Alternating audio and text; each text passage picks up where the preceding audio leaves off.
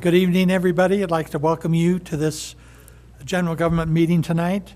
Our subject is going to be crime trends, police response times, and resource allocations. And may we have a roll call, please? Certainly. Good evening, everyone. Councilmember Dennehy. Here. Maloney. Here. Smisher. Here. Stein. Here. Tracy. Here. Worthington. Here. Mayor Pro Tem Hemrick. Here. Mayor Trutman. Here. And with that, I'll turn it over to our city administrator. Sure. I'm going to be turning this over to Commander Tim Bell. Did want to say that Chief Schick does send his regrets. He's dealing with a loss in the family. He will be back later this week. But with that, I will turn it over to Commander Tim Bell and Sterling Jenkins, our crime analyst. Good evening. We're here to discuss, as Mayor Pro Tem said, the crime trends and response times.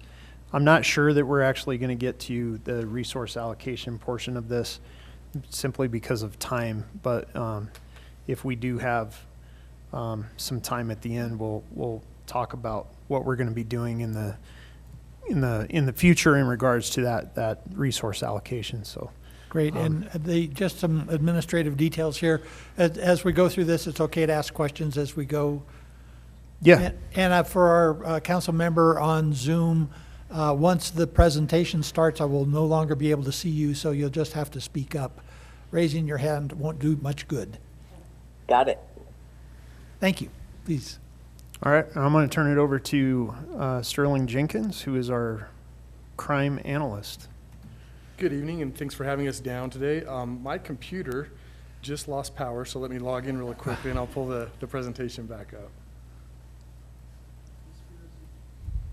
It's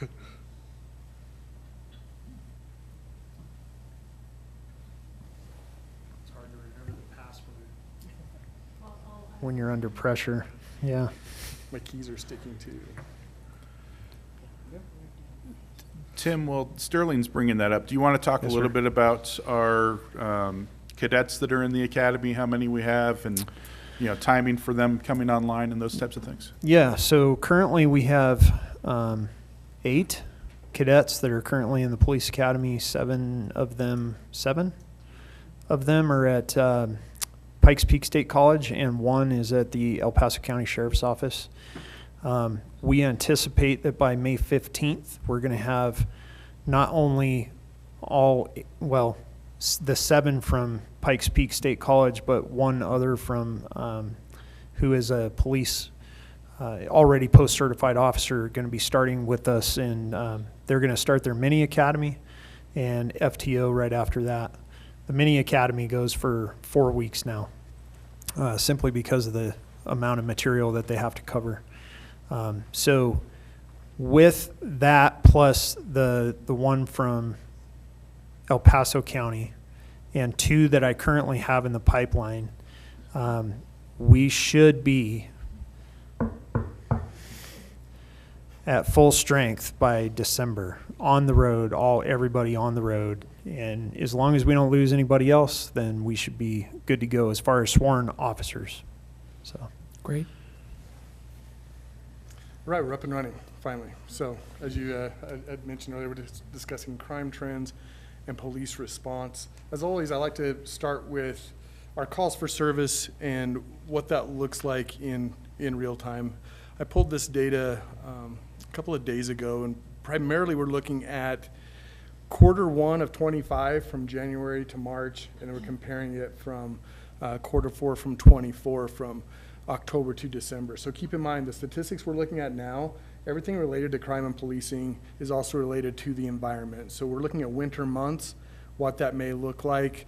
Staffing, also, as Commander Bell had said, all of these things are variables we have to consider when we're looking at not only the crimes themselves, but the responses and processes from there. So again, we'll start with calls of service. We're gonna look at crime trends, response times, and as long as my technology holds up, I want to demo a crime mapping system we've developed with Freecom for the area, where you can actually look at maps and look at incidents, police response, cases that are open in Canyon City, Fremont County, Custer County, and Florence, Colorado. So hopefully I will end with that and be able to show you what that's going to look like in the future. It's not released to the public yet, but it's coming soon. So as Commander Bell had said, right now on shift, we have 11 patrol units. And by a unit, I mean a responding unit. So it could be one officer in one vehicle or two officers in one vehicle.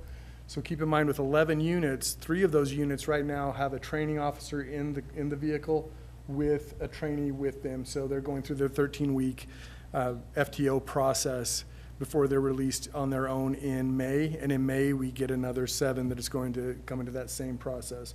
So by the end of the summer, all of those officers, this first 3 and then that 7 that are additional, 10 to 11 officers extra should be on patrol themselves by the end of the summer. Right now, our 1 K9 unit is actually covering short shifts. So on average, we have 3 officers and 1 sergeant per shift doing 4 shifts a day. And the K9 unit helps to cover those loads. Excuse me. 2 shifts per day, right? 4 shifts total. 2 shifts in the front side of the week and 2 shifts on the back side of the week.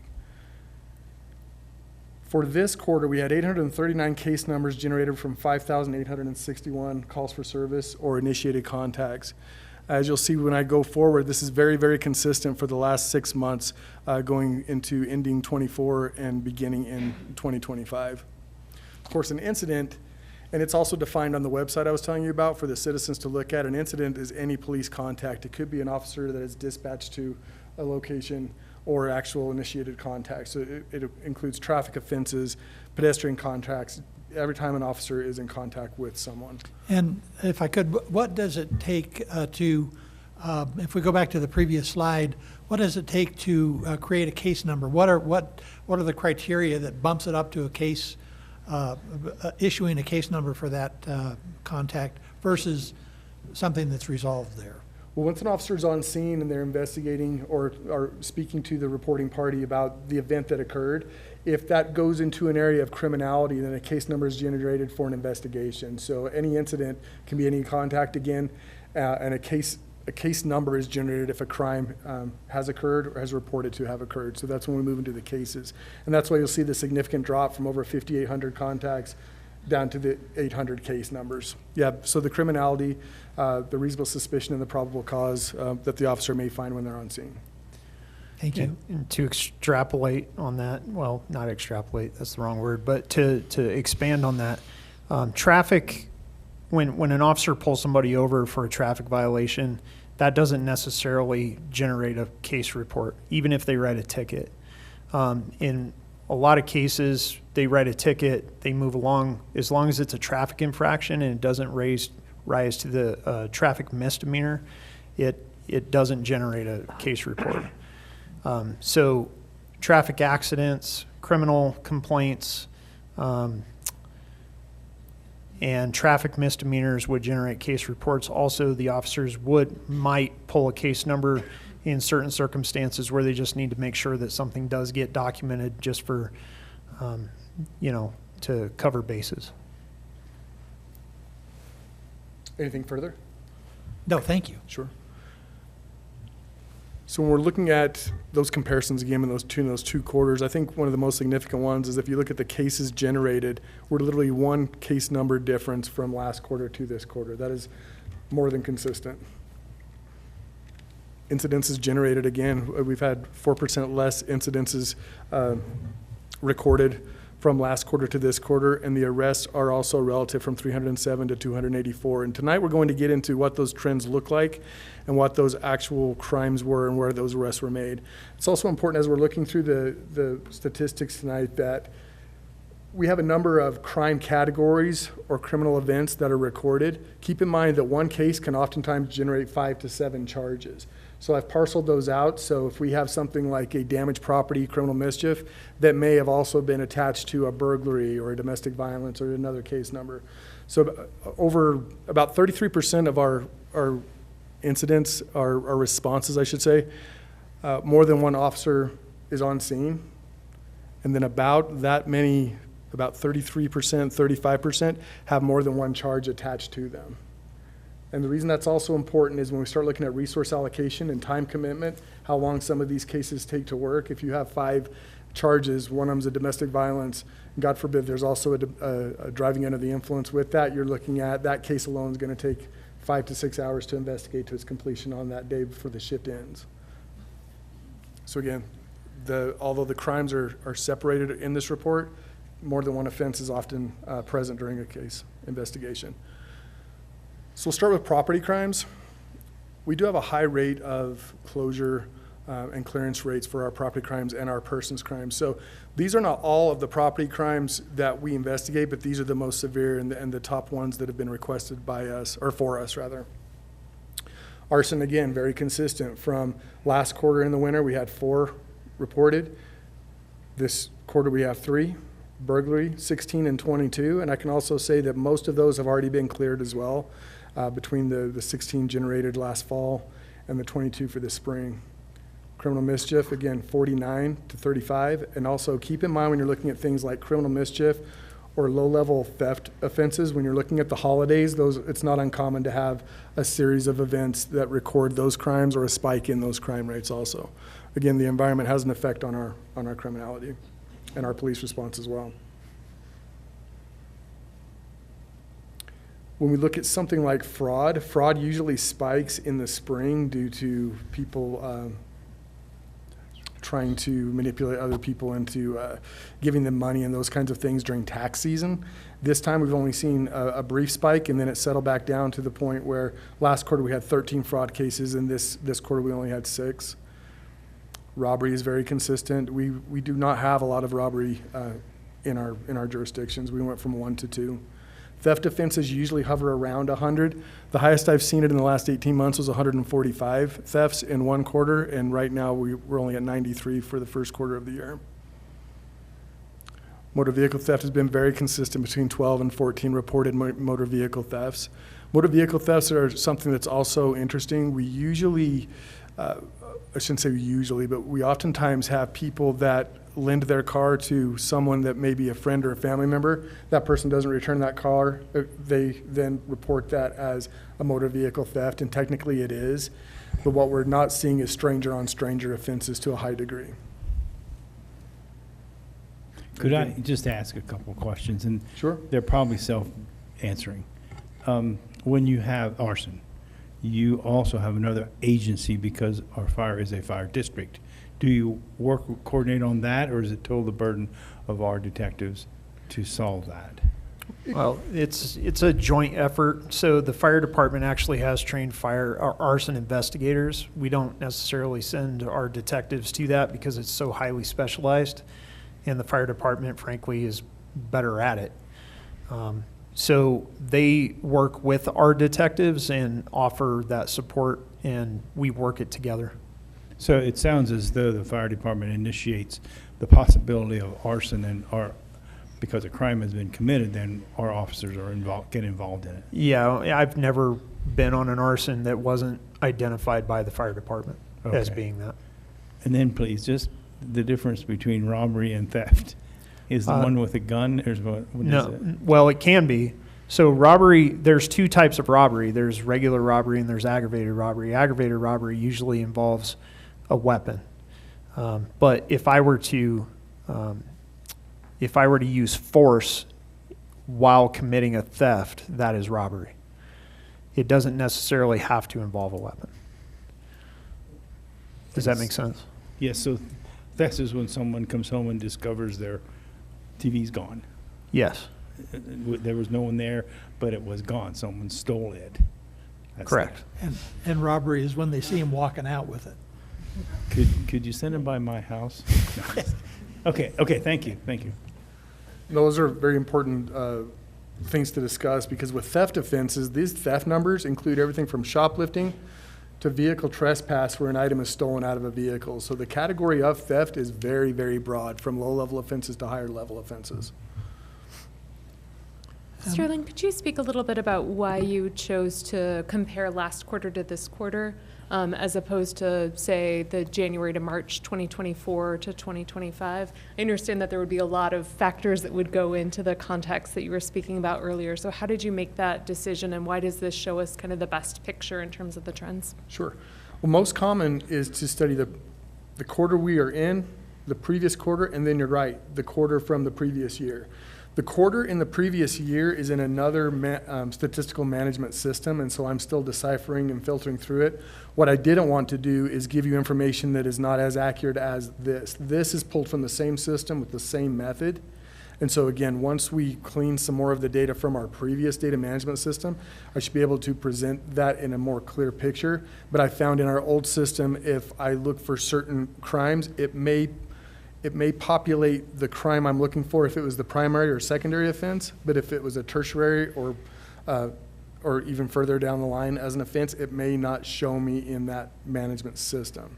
So that's why I haven't gone to the previous year yet. I plan on looking further into this with the quarterly report that I should have completed next week. And when those are clarified and I'm comfortable with the accuracy of that, then I can release that. Does that make sense? Yeah, absolutely. And I guess that's one more benefit to the rather painful switch to Tyler. Yeah. Okay, It is. thank you. Sure. Tim or Sterling, can you talk a little bit about clearance rates and how those relate to other surrounding agencies or even national average? Sure. So clearance rates, there's a number of different kinds of calculations that other jurisdictions use, but I usually look at the same clearance rate that the feds use with the Uniform Crime Report and the National Incident-Based Reporting System. Our clearance rate for property crime are traditionally between 35 and 39%, and as you can see here, we're at 37 and 39, while national averages can be as low as 17%, so we're doing very well there. And persons crimes, once you start parceling out different violent crimes and different persons crimes, those rates look a lot different, but sometimes they are actually lower as well, looking at the 35 to 40% for overall persons crime at a solve rate.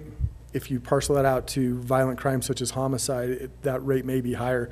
But again, just for persons crime, which will be the next slide over, before I get to there, we're still at a 70 to 86% clearance rate on our persons crime. That's not necessarily violent crime, that's persons crimes. We'll get into in just a minute. But again, on the average, we're higher by at least 20% for the national average. And there's a number of variables that go into that as well. We were speaking earlier about oftentimes when we see a crime series or a crime spree and we're looking at Ring doorbell footage or any kind of surveillance, and we're looking at all the criminogenic factors, we can develop a suspect pool fairly quickly, and a lot of the times 10% of our suspects are creating 90% of the crime. And so living in a smaller jurisdiction, we're able to clear cases fairly quickly just by developing those suspect pools and developing those patterns.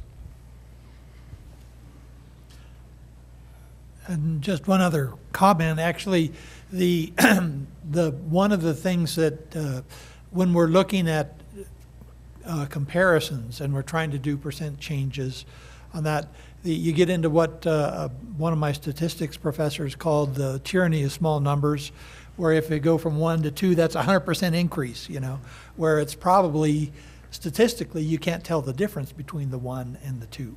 And so that's important to keep in mind as you're trying to evaluate these numbers. Yes, I appreciate that very much, because I try to encourage people when I meet with them is don't look at the percentage with these small numbers exactly, because if you're going from 1 crime to 3 crimes, it looks as if it's astronomical and an increase, but it's not. So the raw number when we're dealing with a small jurisdiction is more significant than the percentages, unless it becomes at least 25% over. That's a very good point. Thank you for bringing that up. And again, look at these consistencies with kidnapping is the same score between the two quarters. Sex offenses are a little bit more complicated because these are patrol numbers I'm looking at now. We'll look at what our investigators and our detective unit is looking at specifically with sex offenses. But again, these are general reports that came into patrol. Aggravated assaults dropped significantly as far as quarter to quarter. So we had 30 last quarter, 19 this quarter. That is more significant than the others. as a drop in the offense itself. It's important when you're looking at something like aggravated assault, intimidation, sex assault. It's not just the crime that has occurred, but the method in which that crime has occurred.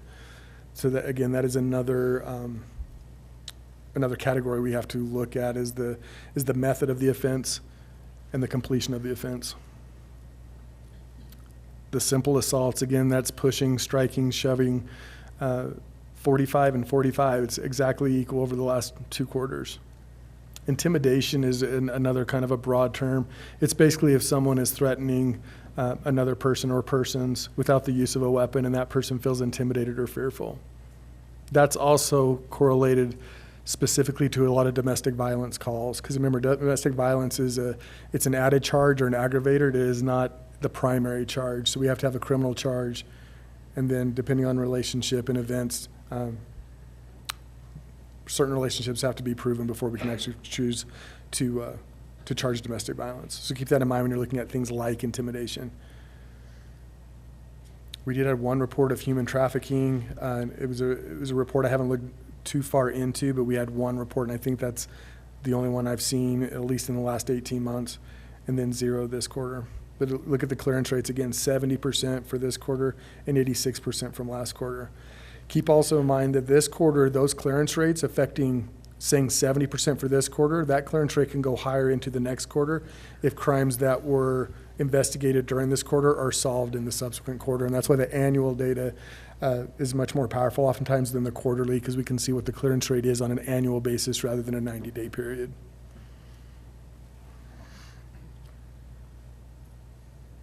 So these numbers are generated in another part of the Tyler analytical system.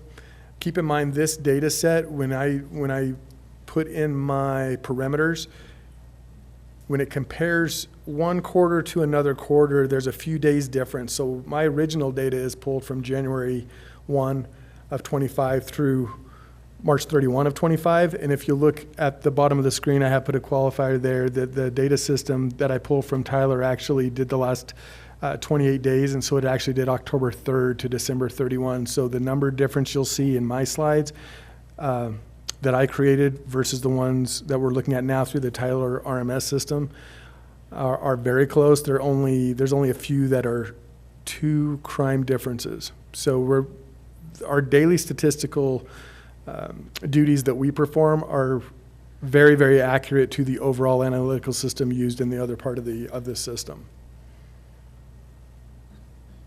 And again, it shows the raw numbers, it shows the decreases. So oftentimes we look at crime trends, people are interested in what's increased. Well, we should also be looking at what's decreasing, right? That's another trend.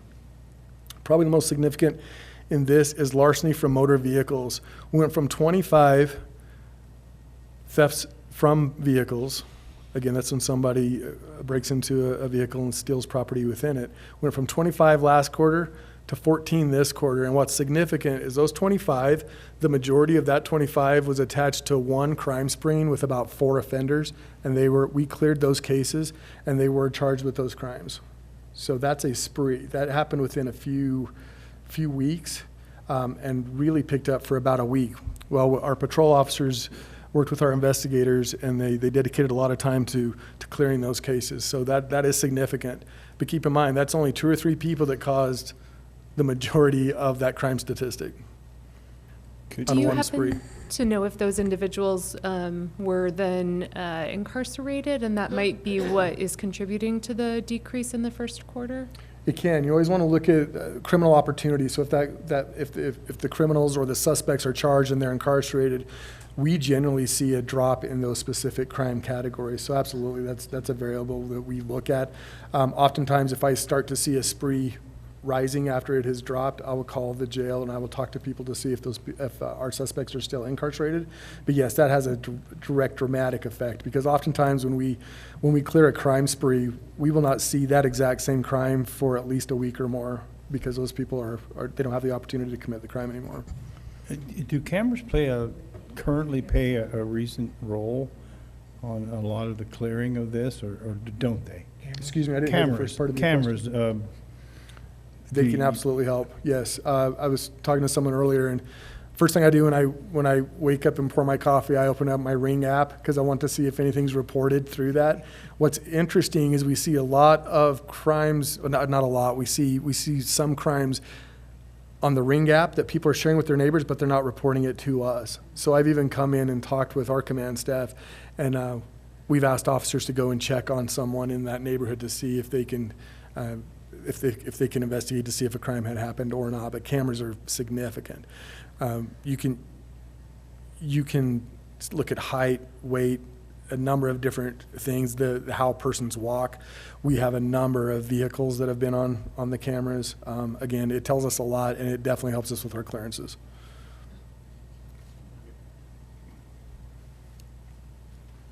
And again, we've already looked over most of those, but again, back to theft, shoplifting.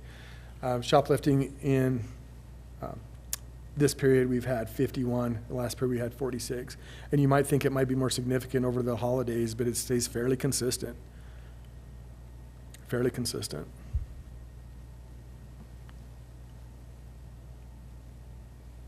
Driving under the influence. One of the reasons I put this slide in is we don't have a dedicated DUI unit like a lot of jurisdictions. So this is our patrol officers that are taking about 60 to 70 calls for service in a 24-hour period, opening up about 9 cases to investigate on average in the winter, and still working these DUI cases. So they're taking those people off the road and again and doing those investigations. So 2024 quarter 4 we had 10, and this quarter we have 12. And keep in mind that takes about 4 to 5 hours to process that one criminal event or that one driving infraction. What that does is that takes 1, if not 2 officers off of patrol in order to work that case.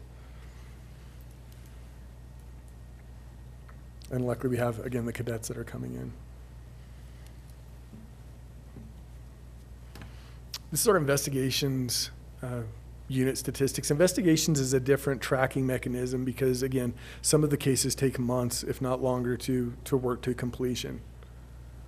And oftentimes they will get cases assigned to them through the Department of Human Services or other agencies, and they will have to work those cases as an investigation unit. So not all of their cases are actually forwarded from patrol, but from other agencies, and that's why you might see a different number when you're looking at sex offenses for investigations versus sex offenses on patrol. It's because they're getting different referrals. They also might be investigating one case and then find that there's another criminal act within that case that they must open up a case and work and investigate that as well. So we have a number of investigators trained to do sex investigations, and then we have a couple that are dedicated to narcotics, but mostly it's general crimes. So again, you can see from this, sex offenses and property crimes are probably 2 of our largest categories of crimes that investigators are working. But again, the clearance rate for them as a unit is 77% for this quarter alone. That's significant.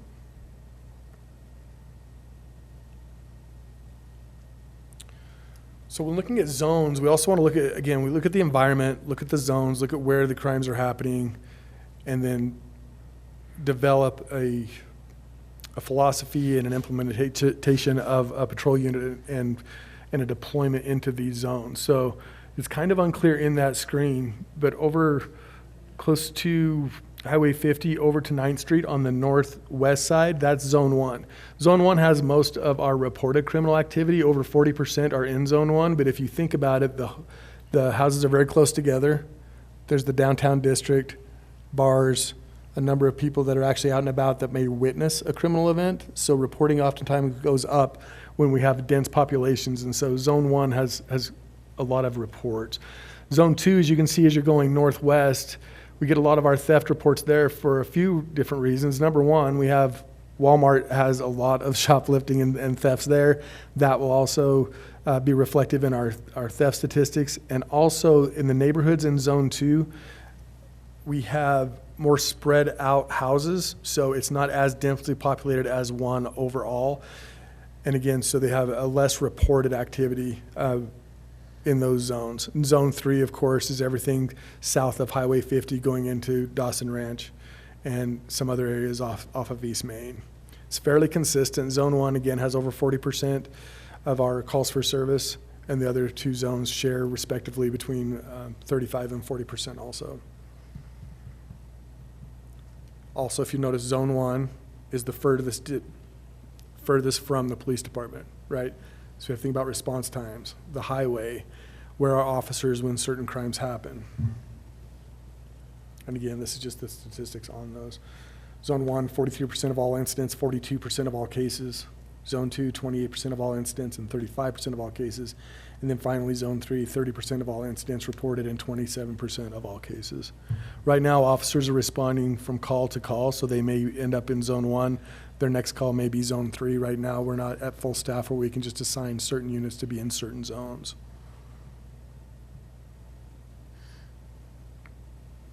And again, I know that you have this presentation. This slide's a little fuzzy on the screen. This is basically calls for service and priority for this quarter alone. The week of March 2nd through 8th show an increase in activity with a total call for service of 519, with the priority statuses equaling 208 to be medium priority, 167 as low, 73 as informational, and 71 as high. So in that week, officers responded to 71 high priority calls for service. Conversely, the week of January 12th through 18 shows a decrease in activity with a total of 388 calls for service, with priority statuses equaling 159 as medium, 159 as low, 44 as high, and 26 as informational. That could be affected again by weather and a number of different anomalies. But that's just kind of a snapshot of what we're looking at for the month as far as priority calls go. That could change throughout the summer. Again, what's great about this new system is we're going to be able to track month by month, week by week, quarter by quarter, annually, be able to dissect that and have a much clearer picture. We will have 1 year of official data in the new report system on May 4th of this year. So we'll finally have enough data to start looking at some significant trends.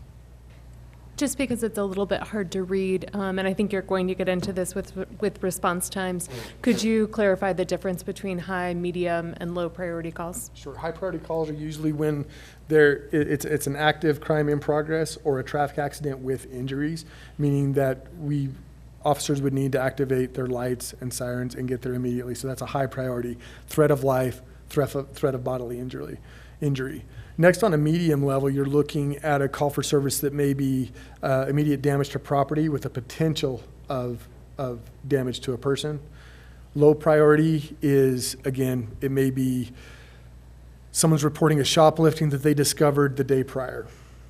So that's a cold case that's going to sit for a while if officers are busy on something. So that might be a case that, again, doesn't require an immediate action. And then informational, sometimes people call in and they just want to give us information on certain crimes or follow-ups. So that's how it is. It usually goes life, property, and information. Sure.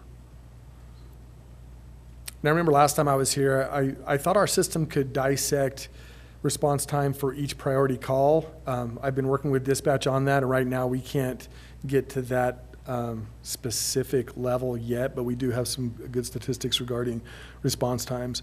So if you look at the first one on the left, call unit dispatch to en route to duration. That's when the dispatcher is on the phone with someone, taking the information, preparing to dispatch an officer. Keep in mind, these are averages. Could be anything from an informational call all the way to a high priority call.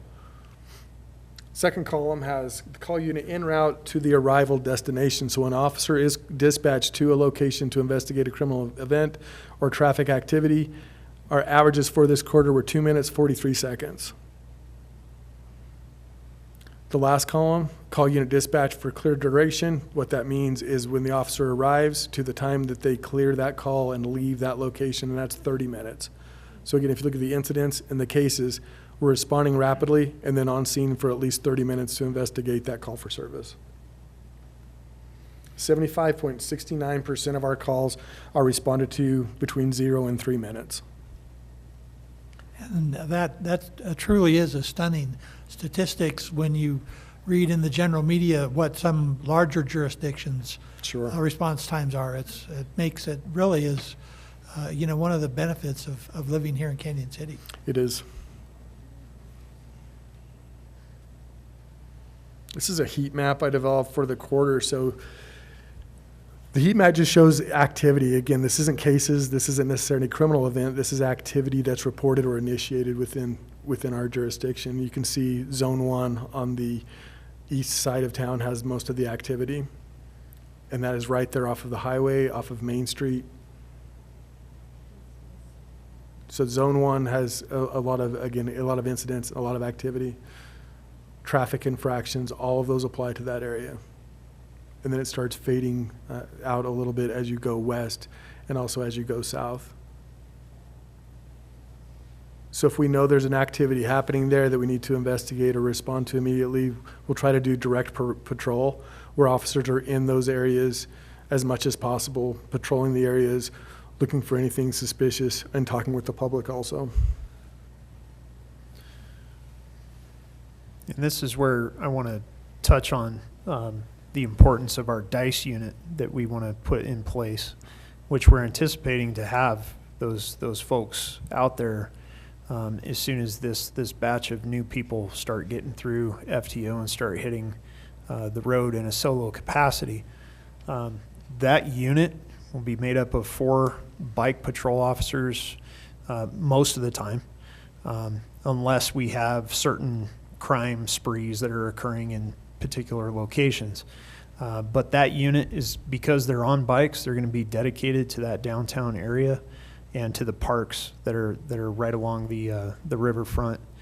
So we anticipate, the theory is called cops on dots. It's it's something from a long time ago, but it involves this heat map. You can see where the activity is, and so the idea is to put police where that activity is and see if it resolves anything. One of the things that I have heard, I've not confirmed it for myself, but I tend to believe it, is that from time to time we hear allegations that Fremont County and Canyon City are high crime areas. And I've heard that that's because the crime statistics for our area include crimes in the prisons, inmate on inmate type stuff. Do we have access? I know this is our system. This is our dispatch center. This is our data that we're looking. We've got control of all that. Do we have any way to get to the state data for comparison? Because I'm pretty sure that if we had the prison numbers, territorial would show up as a real big hotspot there. Well, one big problem that you have is that a lot of these reports that you see that are on the larger scale, they have to compare crime activity by the population. So what that means is, in order to compare Denver to Canyon City, they have to increase the number based upon the ratio of crimes per person. So it's easy when you live in Pueblo with 100,000 people and being put on a scale of how many homicides do you have per 100,000 people. Right.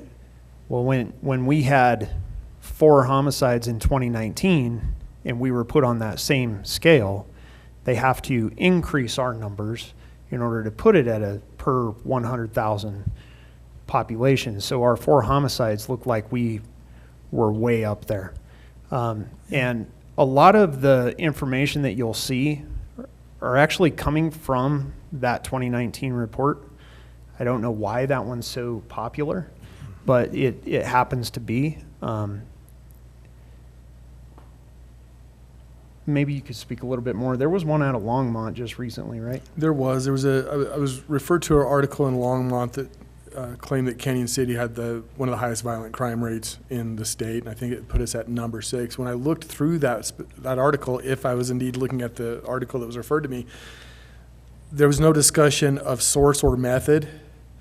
So other jurisdictions also may even define violent crime differently than certain jurisdictions. So one of the other problems with pooling data is they'll pull a code of 81212, which stretches outside of Canyon City's jurisdiction, goes into Fremont County, and then those numbers might not only be accurate to Canyon City, they might be duplicated. So there's a lot of measurement and statistical analysis that may be flawed on the base.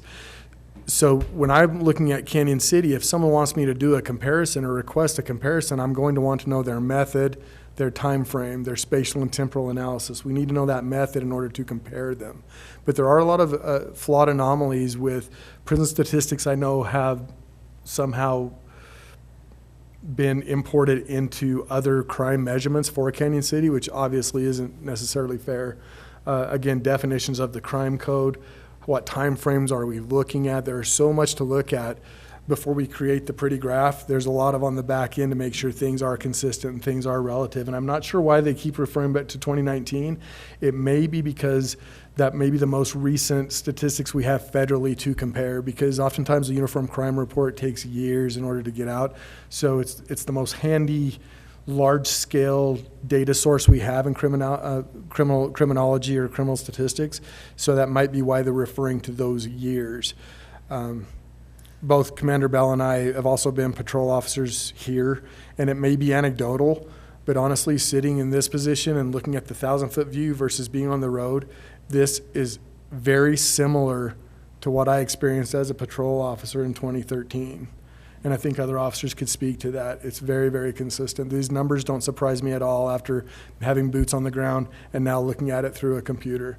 So again, we have to look at how those rates are calculated. If we are using 100,000 per capita rate, if we're looking at a true rate is comparing one variable to another, assuming that they're consistent. They may not be. We have to look at tourism. We have to look at transient populations. There is so much to look at in order for a rate to be significant that I'm willing to compare our specific data with Canyon City with other areas, but we need to know what method they're using and how they're gathering that. Back to your other questions about state sites, there are a number of state sites. Crime Statistics of Colorado is actually a NIBRS reporting system that comes out of Denver. You can look at those reports also. And then there's another one called Crime Insight, but I think you have to have the ability to be screened through and approved to look at the Crime Insight site. But there are other sites out there. But always look at the method and always look at the margin of error. You have to look at those kinds of things in order to get a clear picture of this. Mr. Chair, if I can just jump in. This is Emily. Sure, please. Oh, thanks. Yeah, just I was going to ask, and you kind of touched on that already, Sterling, but maybe another way to ask the question is to ask from the point of view of the Canyon City Police Department. Is it your perception that crime is higher than average here as compared to maybe other communities of similar size? My sense is I think you made excellent points about the data issue and being careful about how we compare from one community to another. But my sense is that we're not necessarily higher crime here, but wondered what your perspective is.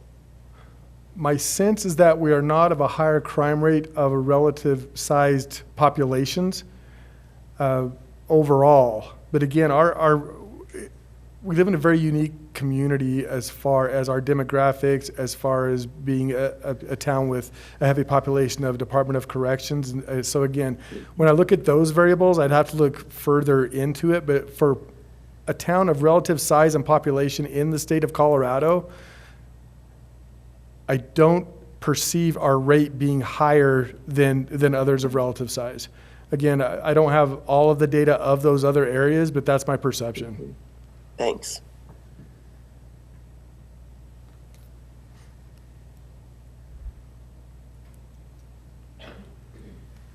All right, one more slide for the overall statistics, and then I want to show you the website that we're working on where you can actually look and do some of your own analysis, and our citizens can as well. So again, this is from Q1 of 2025, and this is the time of day and the day of the week activity for patrol. The darker the color, the higher volume of calls for service. So if we look middle of the week, middle of the day, we're having a high rate of calls for service and initiated activity.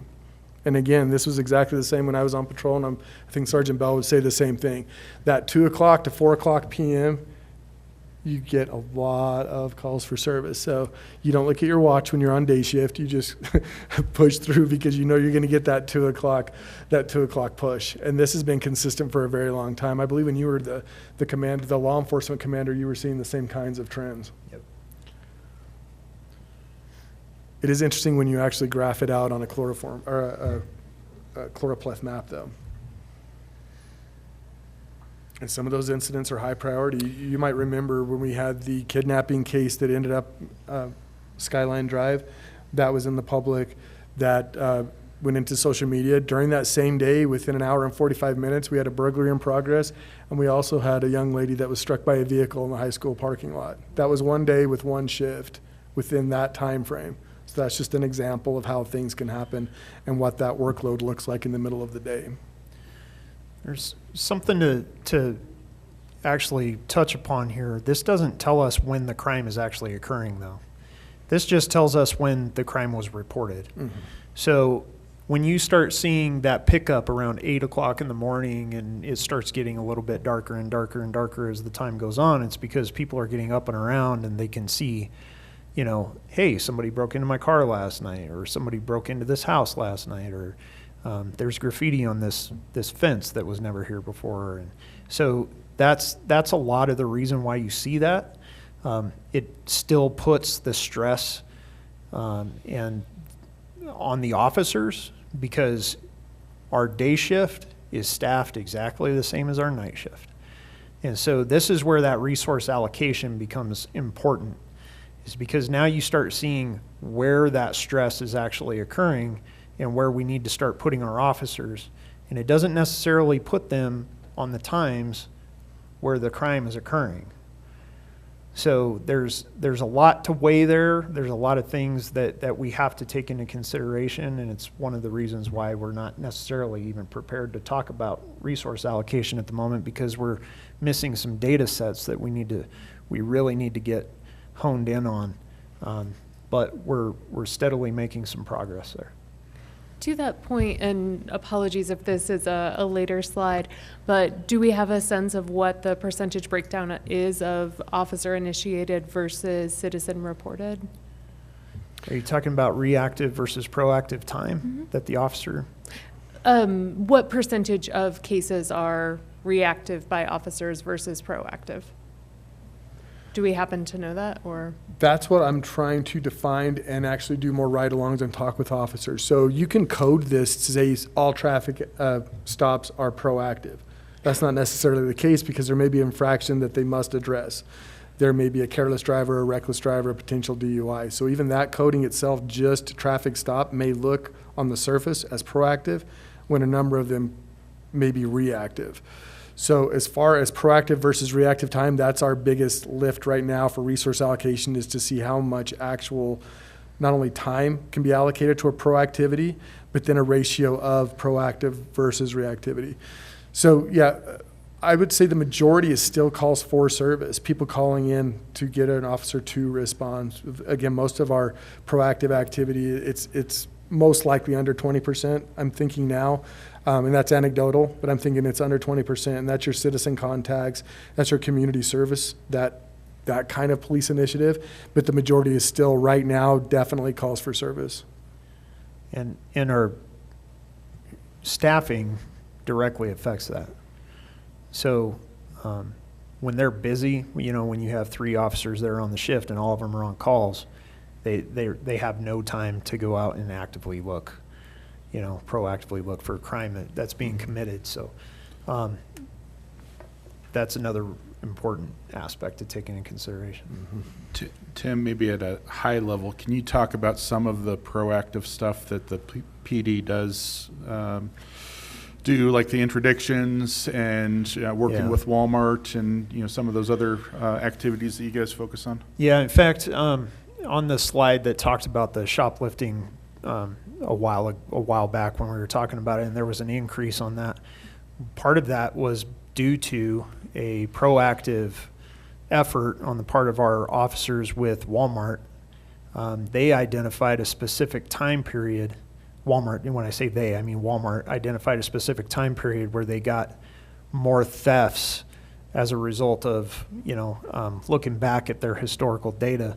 And so we staffed up about 6 officers in off-duty. They weren't off-duty, they were overtime assignments to go in and actually assist the store loss prevention. And I think they ended up with like 8. Yeah, so 8 of those that you saw in the increase was because of our officers actually going over there and proactively trying to stop people from stealing.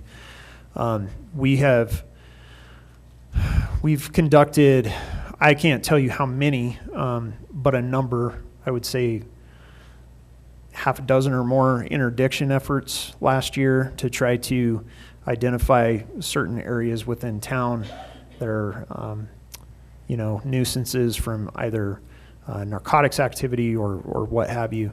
And the officers went out and tried to actually develop reasonable suspicion and probable cause in order to try and stop and detain people and have them cited or arrested for their activity. That's been successful. And I'm trying to think with the biggest part that we're dealing with is because we only have 15 officers that are currently on the road, which counts their sergeants. It's hard to give them the time off that they need in order for respite. But we're still trying, and we're getting these officers out there to do these types of things so that they can try to make a difference and not just be so reactive to the crime that's occurring. And to add to that, with 3 to 5 years of data in our system, we can get to a predictive model of policing to where we can trend this into certain crimes occurring in certain environments, certain times of day, and now we would finally be ahead of the game and be able to predict those crime trends to that degree. We just need more data points and stay patient with that. But yeah, in 3 to 5 years, we could be, and staying fully staffed, it's amazing what we can do now with technology and human interaction with police officers. Sterling, just to ensure I understand, do you mean 3 to 5 years from now, or, okay, From the beginning of this particular system, okay. And that was July, August? May 4th of 24. Okay. That I will love stay that in- you have that date burned into your mind. Yeah, Okay, it will be there for a while. thank you. But yeah, so in a few years, we're already seeing trends starting to map out, but the more we have, the more we can do with it.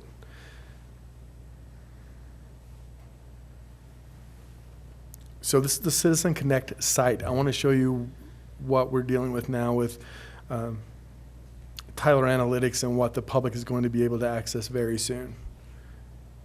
Now, before I go into this system, I do want to show you that with the slides that were sent to you, we also have crime definitions that we use for this report. So when you're wondering what's the difference between a burglary and a robbery or a theft, those kinds of things we were talking about earlier, I do have the operational definitions used for the Uniform Crime Report embedded in this presentation for future reference too. Okay. It's still up and running. That's good. So when this site goes live soon, I'm not sure exactly when it will go soon, citizens will be able to go into this mapping software system and look at incidents and cases in their jurisdictions. You're not up on the board. Oh. Let's see if it's- He's got to figure out how to share that Here it screen, I goes. suppose. So this system, and correct me if I'm wrong, but it covers everything that our regional dispatch center dispatches for. So this is going to cover Fremont County, Florence, Canyon City, Custer County, from that perspective, and they can look up those types of things. Go ahead. Sure. So it's important that people know that in order to protect victims and witnesses with crime, these maps aren't pinpointed to an address for obvious reasons, for safety reasons. So all incidents plot to the center of a 250,000 square foot grid. So if people want more detailed information, they would need to actually request that information through our records department. Want to make sure that's clear, because if anyone was nervous about people looking too deep into certain criminal events. We've protected that. We also do not have certain juvenile crimes or certain sex offenses or other sensitive cases listed on this site for protection, again, of the victims and the witnesses. On the right, you will see qualifying statements and directions on how to use the site, the definition of what an incident is, the definition of what a case is, which we've talked about earlier this evening, and then how to manipulate the mapping system. So I'm going to scroll into Canyon City specifically. I've already put the date range from April 1st of this year to April 9th. If you go to the left where it says show outlines, I've clicked on law response. Now if I unclick that, we'll see a generic map. When you do law response, you'll see jurisdictional maps with zones. It's being finicky. Okay. From there,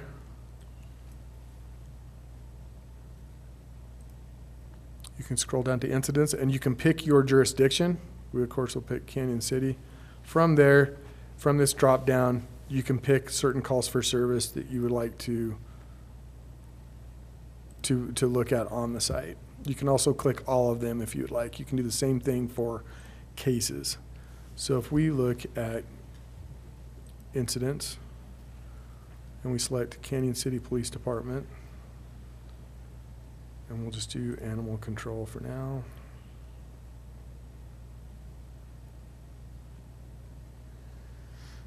You'll see those incidents have populated into the map. You can scroll deeper then.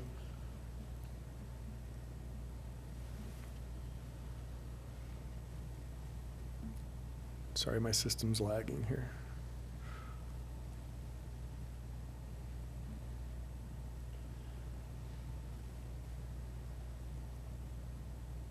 There you go. It's not catching up on this one though. So if you click on the circle with the number,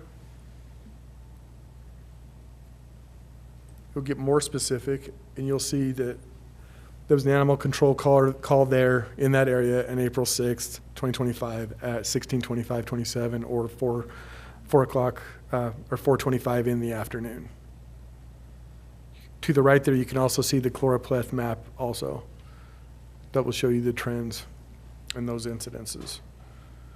What a lot of people I think are going to find beneficial is you can actually go into your jurisdiction and up in the center, you'll see a tab there that says draw.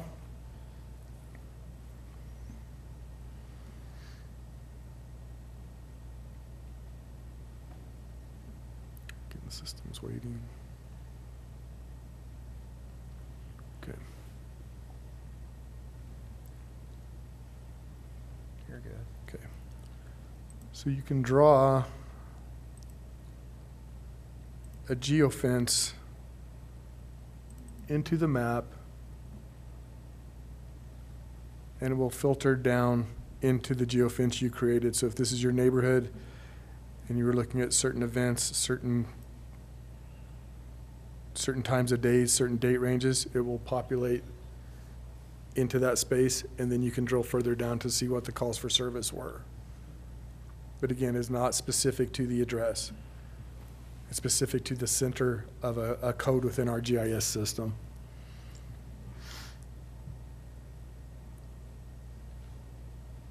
And again, I'm waiting for that to catch up. If you click on that again, that's the animal control call.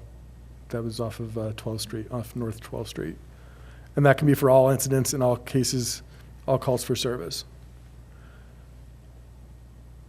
But be mindful, when I report to you on my statistics, there will be a difference on certain crimes and certain codes, just because, again, there's certain protections and certain perimeters that we have to consider while reporting those crimes out versus what the citizens or the public may see.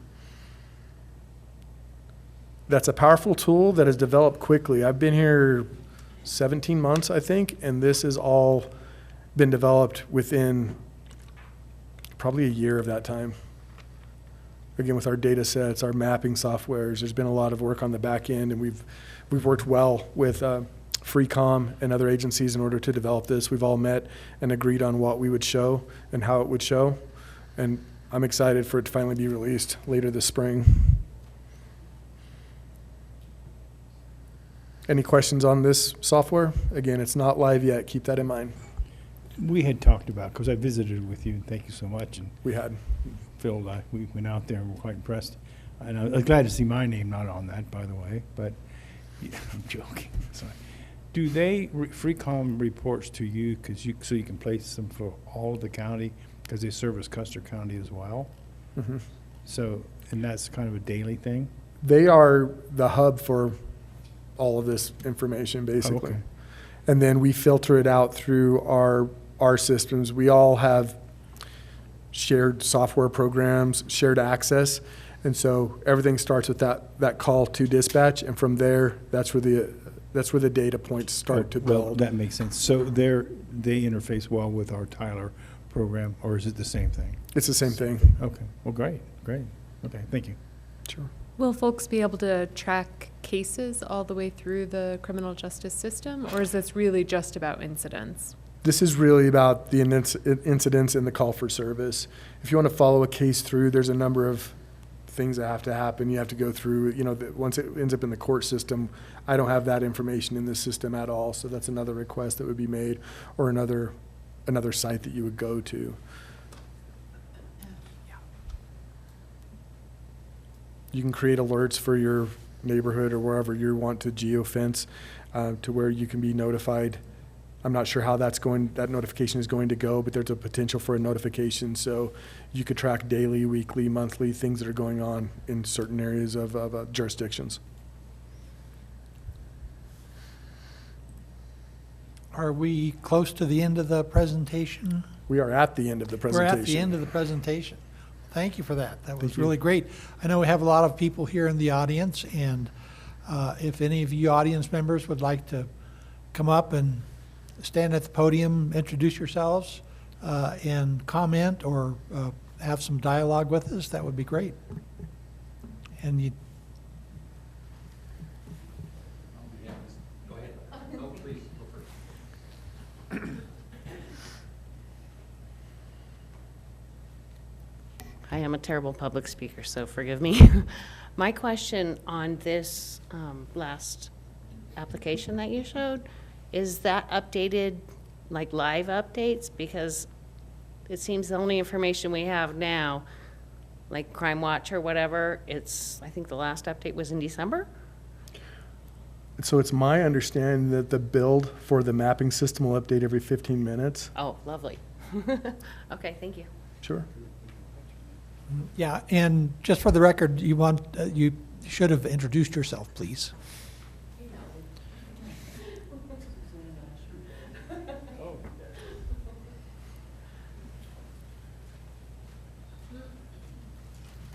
Good evening, everyone. Thank you, and great presentation. I'm representing citizens concerned about crime, and we've been having meetings since October. And the reason is, from a perception standpoint, we have the stats up here, but the perception is that crime is getting out of hand in Canyon City. And that is just simply the perception, to the degree that some people are even thinking about moving, that they say, we're tired of it, we're out of here, we're going someplace else. And that's not a good place for Canyon City to be at. Some of you may know that I do a little bit on the economic, trying to get capital into Canyon City, and the stats mean something. So it's more than just the citizens here. Very difficult to get capital into Canyon City for anything dealing with housing, things like that. And so that's not so much on the police, that's on the policy side of the fence as far as what's the perception of Canyon City. I do want to give a thanks. We've had several meetings, and Mayor Pro Tem Hamrick has been there, the mayor has been there often, and Commissioner Schmichner has been there. I'll get it right one day.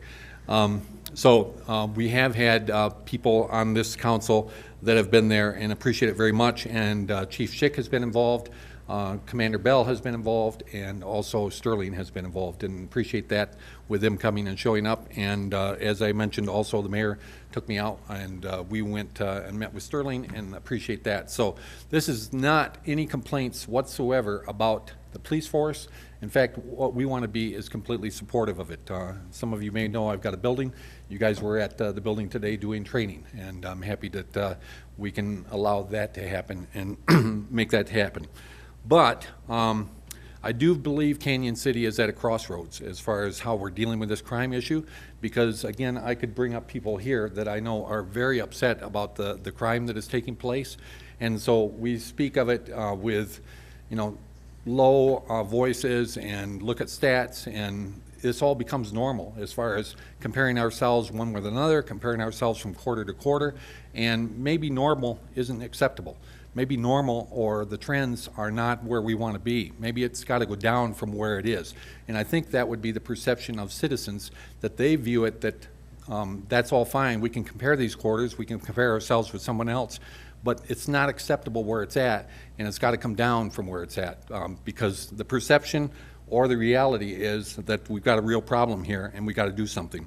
So I know we're dealing with property crimes. Of course, we had a couple shootings, one with just someone pulling off the trigger of a gun and not hitting someone. Another one did. That happened just recently, and people are very concerned about those kind of things. It's impacting citizens as far as their psyche. It's impacting businesses. So we've got some businesses represented here tonight as well, and it's impacting our reputation as a community.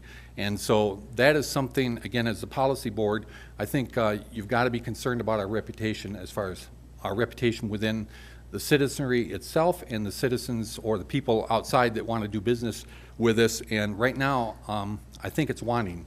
It's not something that where we need to be at as far as a place. So we need to tell, if there's any citizens watching, I would encourage them, don't leave. We can deal with this, and we as citizens are trying to do that from our perspective and to be supportive of the police, but to fill in the gaps with neighborhood watches, those kind of pieces that we can be active with, and including neighborhood watch even down in the downtown area. We are trying to do a campaign that says we're not going to be like everybody else. We're going to say, not here. We don't want to just be average. We don't want to slide down the slippery slope. We want to do something where not here is what we want to stand on, that we're not going to go down this way. Some of you may be aware of another county that was in Colorado. Their county commission just made some statements that no matter what's happening in Colorado, we're fed up with it, and we're just not going to go there. And I think we have to have the same attitude here, and we need your leadership. We need the council to take proactive statements and say, it's not okay as it is. It's something that we have to stand up and say, we want to do something different. And again, this is not a criticism of the police force. I am totally behind them. Again, Chief Schick and the two individuals that are sitting here and many others have been involved at the meetings and shared with us. So we want to be nothing but supportive of them, but there still is a perception, and we've just got to step up to the plate. And I think we need to say, not here. We need to push back on the bad things. We need to push forward with the good things, and Canyon City can be a better place than what it is right now. And again, that's from a business standpoint, that's from a citizen standpoint, and people can be happy to be here. And again, this isn't a criticism of the council as well, and certainly not the mayor or the pro tem.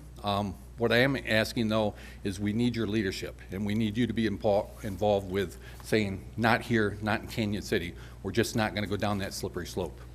Thank you. Thank you, Phil. What are your suggestions?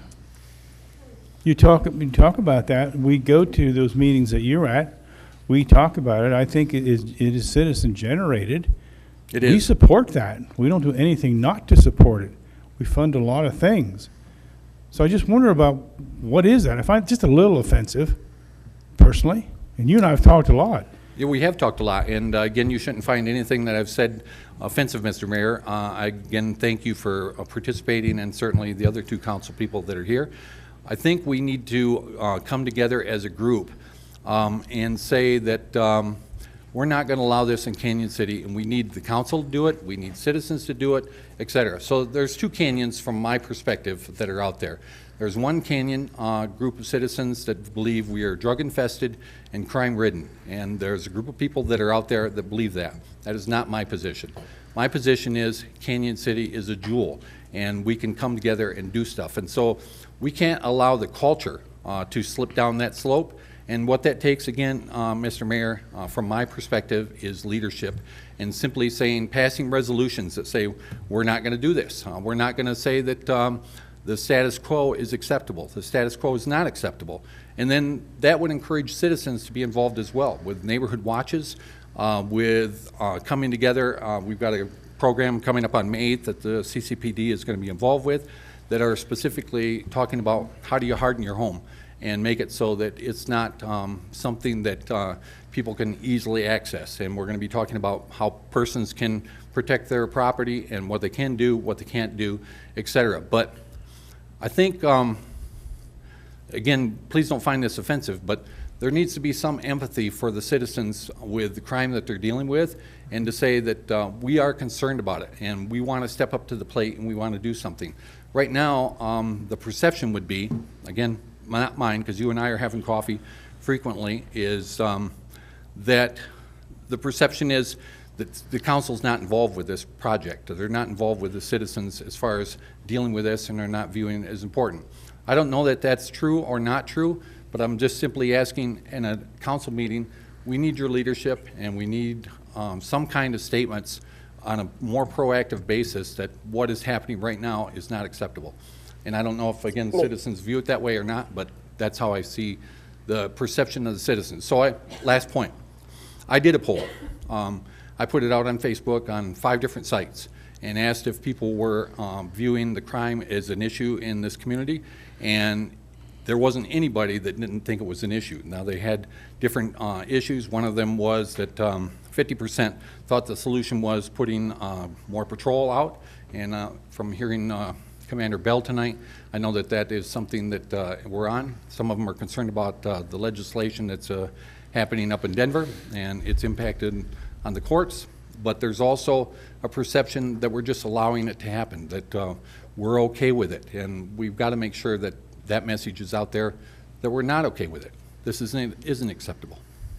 Mr. Chair, I'd like to make a brief comment if I can. This is Emily. Sure. Yeah, thanks, Mr. Lund. I appreciate your information and your enthusiasm, and I've attended at least one of your events.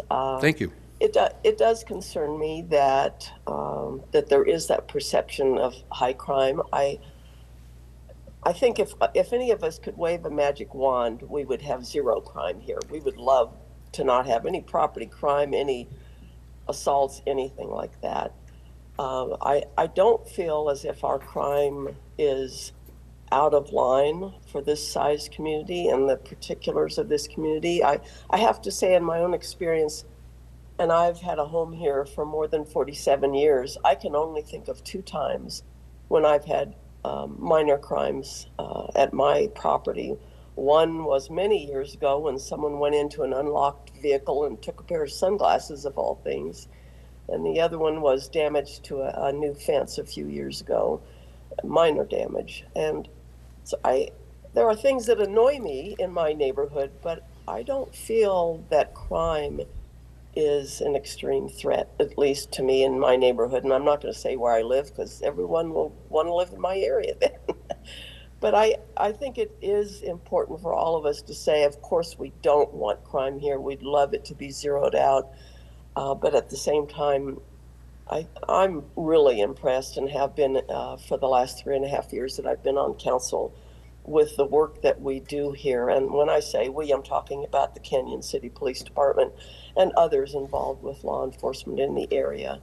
So I just want to be sure that we're not conveying a message that we live in a dangerous place, because I think overall we do not. That message is, with all due respect, councilperson, that message is already out there. So all you have to do is get on Facebook pages that are out there, and I think everyone that's shaking their head, the perception already is out there that we have way too much property crime, that Canyon City has become crime infested, and I'm not saying that's wholesale, but councilperson, that is the perception by a lot of people, and we can either push it back from a PR standpoint, or if it's just a PR that, okay, the stats say that we're not that crime infested and you citizens just need to accept that that's the case, or there really is a problem and we've got to deal with that problem. And those are the two options. Either the citizens are wrong in their perception and they need to be educated along those lines, or they're right in their perception and we've got to deal with it. And it's impacting businesses. Again, downtown, I get calls from downtown businesses that are concerned that citizens aren't coming down there because of the crime, et cetera. And I know Preston, Mr. Mayor, sorry about that. Mr. Mayor, at our first meeting, you're concerned about we don't want to give a false impression to the outside world that Canyon City is a high crime area.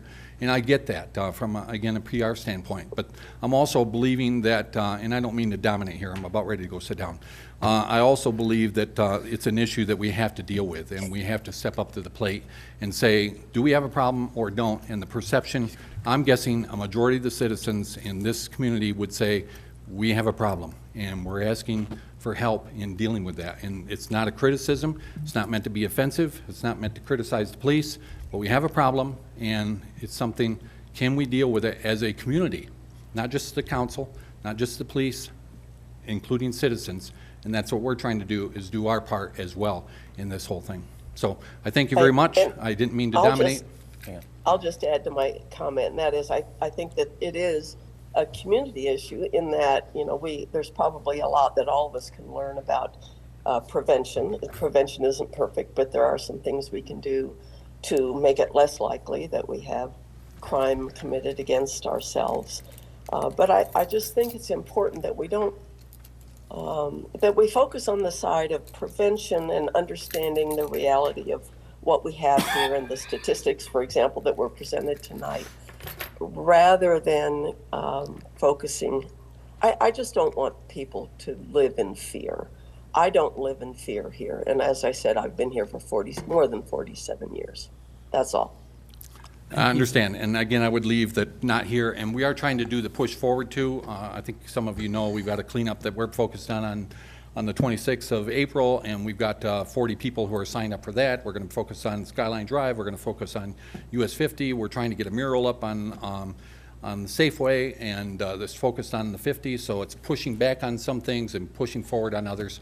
I appreciate you letting me speak tonight. I appreciate what the police is doing. Certainly the chief, and condolences to him on the loss of his family member. Thank you. Councilman Dennehy. I just have a couple comments on this. My first comment is, I think our police department does one outstanding job. It's definitely being shorthanded, but I watch what they do in this community, and I'm active in this community. I talk to a lot of people in this community, and I never have anybody, I've never had one person come up to me and say, our crime is out of hand here. I've not had one. Now, and I'm going to say this, you put something on Facebook, people are going to come out of the woodwork, but as a percentage,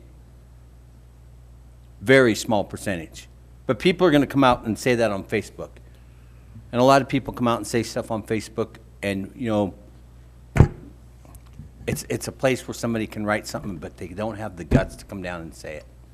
But I will say this, I do not see a big problem in crime. I think we do have crime. I think our crime compared to other cities is remarkably low.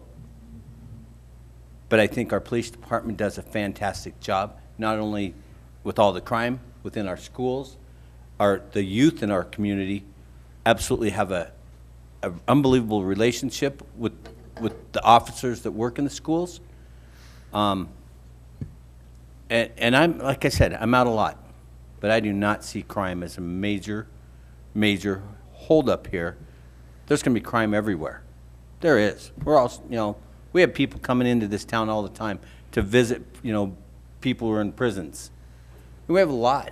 But overall, I would bet that, and I was speaking earlier, and I was told this, that, you know, most of our offenders are repeat offenders. If we could stop the whole system from releasing and getting people out, then, you know, watch that number come down a little bit. And that's what these guys were stating as well. They're the ones who even brought that up with me this evening.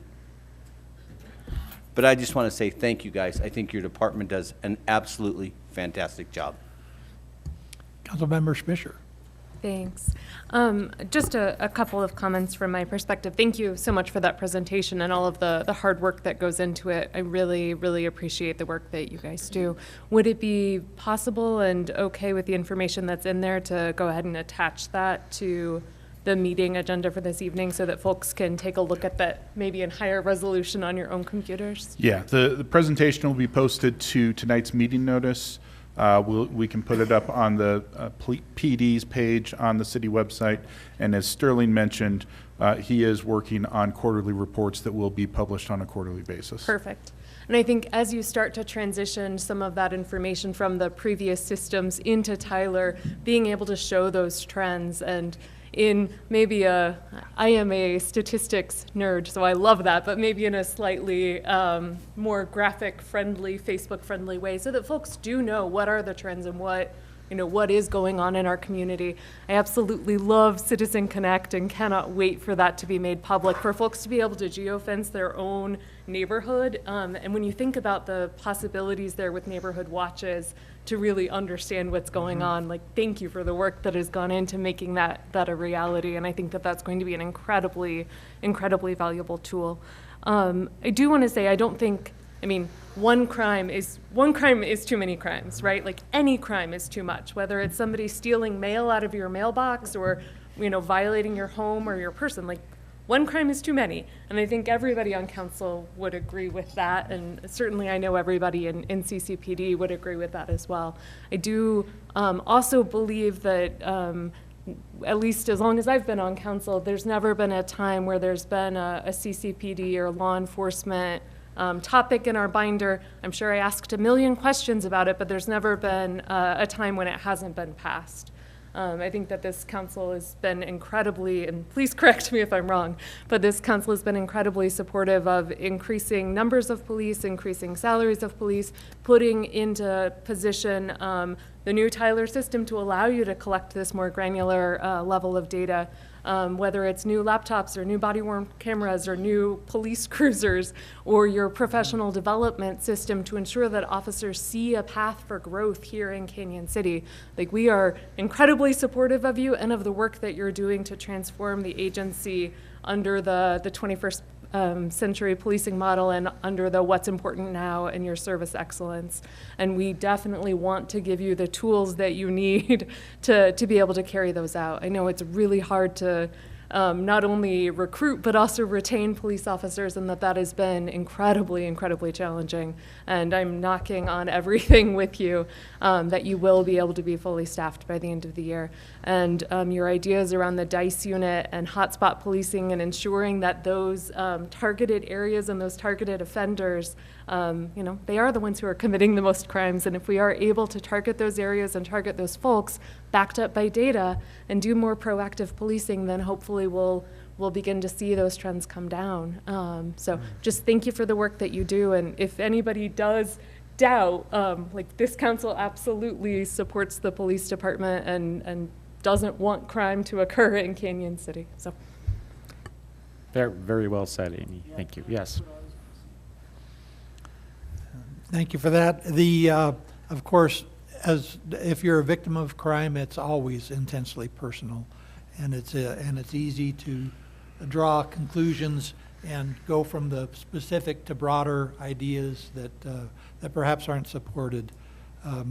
But every crime is important to us, and we do want to for sure see that. And did you want to say something? I did. I just wanted to address the perception,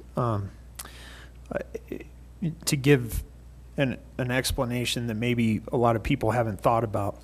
With technology does come, it has its benefits, a lot of benefits, but it also has a lot of drawbacks. And one of the things that I can tell you is that we were talking about the importance of Ring doorbell cameras and these types of, surveillance systems and that type of thing. And by all means, we want everybody in the city to have that. We really do.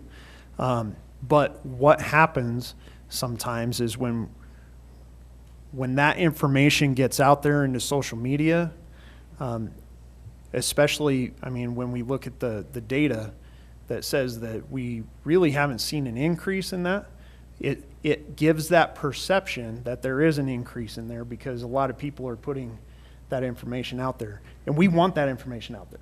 Okay, so let me be clear about that. We want that information out there because it's how we catch criminals. In fact, we will take your stuff, your still camera, photos, and we'll put them out there on social media because we want to generate those reports. So because we're bringing that to everybody's attention, it appears as though it's happening all the time. And the reality is we're just not seeing it that way. And I can tell you, and I'll stand on this. Councilmember Dennehy did ask, when you're looking at some of these crime trends, where are you actually looking at? We deal with 10% of the public 90% of the time. And I try to keep that in perspective because a lot of the times officers get to a point, and it happens to our officers. Officers get to the point where they're like, there's not a decent person in this city, right? But you have to remind them, you're dealing with 10% of the public. And you're dealing with the worst of the public all the time. And so we have to keep our officers and their perception levels in check when it comes to that. What I can tell you is that a lot of the people that, we have 38% property crime clearance rates. That means that we've closed those out by arrest, or we've proven who's done it, okay?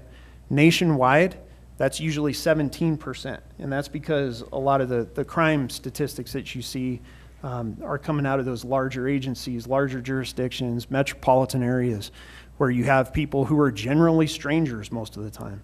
We don't have that in Canyon City. And I can tell you that when we start having vehicle trespass complaints, we know who's doing it. We know who's doing it. The problem is we got to prove it. And so we do what we can. The burden of proof goes from probable cause at the point of arrest to proving beyond a reasonable doubt at the point of prosecution. And so a lot of the times, we can't get that burden because something else gets in the way, or legislative mandates require that the person be let out on bond. And it generally goes quiet for a minute, but then it'll start to pick back up again. And so that, I want that to be a narrative that you remember when you think about that, when you talk about perspective and what people think about Canyon City and the crime rate here. We dealt with this a few years ago, shortly after those reports from the 2019 crime statistics started hitting. And you have to put it in perspective, that they increase your numbers to bring you back up to be in comparison with those larger agencies so that they can put those things, out there. And it's just not reality. You have to actually look at it for what it is. So that's all I wanted to say. Thank you. And did you care to? Sorry, Yes. before you come up, I want to piggyback a little bit on what Tim just said, and kind of go back to what Sterling was saying earlier. I do a similar thing to Sterling. When I'm drinking my coffee, I'm looking at the Ring notifications and those different things, and if it, I do the same thing. I'll text chief or see if there's something that's alarming to me, or if I see a trend, I will text the chief and say, hey, what's going on? And a lot of times what we're seeing on those Ring cameras, it's not being reported. So please, if it's happening to you, please make sure that you're reporting it. As you can see, we have a data system that helps Sterling and the police department do their job and track people. So please make sure you're making those reports. Thank you. Yes, please. Evening. Jay Klinkerman. Y'all have seen me quite regularly around here. I do want to address the perception and reality. And let me give you a little bit of my background. I moved to Canyon City approximately three and a half years ago from Elkhart, Indiana. Prior to that, Oklahoma City. Prior to that, 40 years in Thornton and the southern part of Adams County could qualify as North Denver.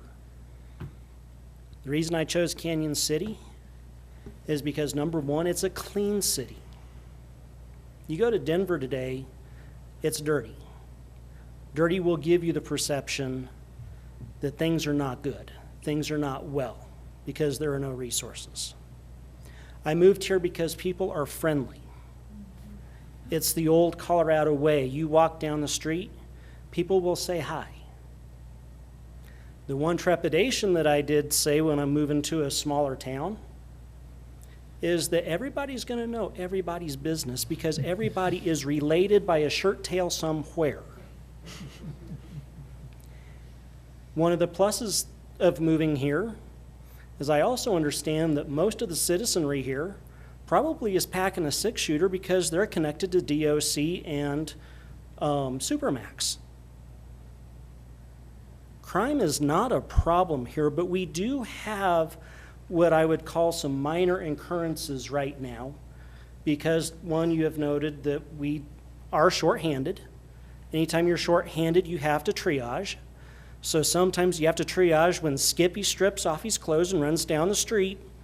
You know, I got to deal with the auto accident and Skippy's going to run down the street streaking. Until nationally we get a hold of the fentanyl problem, Skippy's going to continue running down the street streaking. So I understand where you're coming from, and the keyboard warriors on social media are perpetuating, and it's an endless circle of them feeding amongst themselves. I personally got off of most social media because that was a feed. And my solution to that is turn off the social media and go walk downtown. Be friendly to your neighbors. Talk to the folks that might need a little bit of help. With this being a high retirement community, and even though I'm not of the retirement age, I had some issues this last year. It was great that my neighbors checked in on me. I check in on my neighbors. Because by doing that, that's also going to keep the crime down, and it's going to keep the personality of Canyon City. Yes, we all joke. Growing up in Denver, the joke was like, oh, the prison town, they let you out on a day pass. I mean, my friends up there still do that to me because that's the perception. You will have that when you have 5 prison complexes in the area. You laugh with it, you go on with it and say, come on down. Let's go see the Royal Gorge. Let's go walk the trails. When I show them a trails map of this area, it is amazing.